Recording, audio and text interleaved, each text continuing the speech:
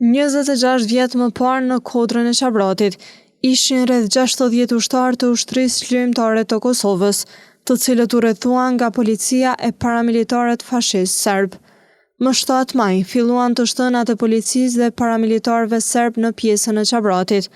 Të shtënat dhe luftimet e kohëpaskoshme zgjatën deri më 9 maj, nga Kuran dëshmor, Ahmet Gjikolli, Tom Gjoka, Kushtrim Hoxha, Visar Juniku, Sefedin Zërza, Agim Haxhi Avdyli, Bujar Roka, Taulant Nura, Dashmir Krasniqi.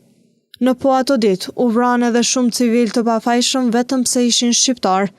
Një ndër viktimat e paramilitarëve fashist serb ishte edhe poetja Ylka Domi, e cila ishte e paarmatosur.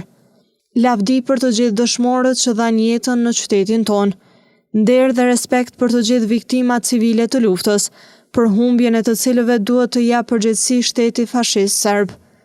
Tendenca që viktimat civile të bëhen dëshmor është lëvizje që çon ujë në mullirin serb, pasi pikërisht kështu amnistohen krimet e shtetit fashist serb. Fatkeqësisht në këtë ndikim serb vetë se kanë rënë shumë individ të pamend. Ne si qytet e si komun kemi 112 viktima fëmijë, e mira civil të rritur dhe për këto krime s'do duhej që viktima civile të shndrohen në dëshmor, pasi kështu amnistohen kriminalët e njolloset lufta e shenjtë e popullit tonë.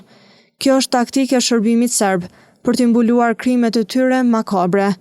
Të gjitha institucionet e Republikës së Kosovës duhet t'i hetojnë dhe t'i vëjnë para drejtësisë mashtruesit të cilët fatkeqësisht kishin edhe pozicione në ushtrinë e shenjtë çlirimtare, të cilën më pas e kanë keq përdorur e kanë rënë në ndikim të shërbimeve serbe, për të tjetërsuar të vërtetën në favor të pushtuesit fashist serb.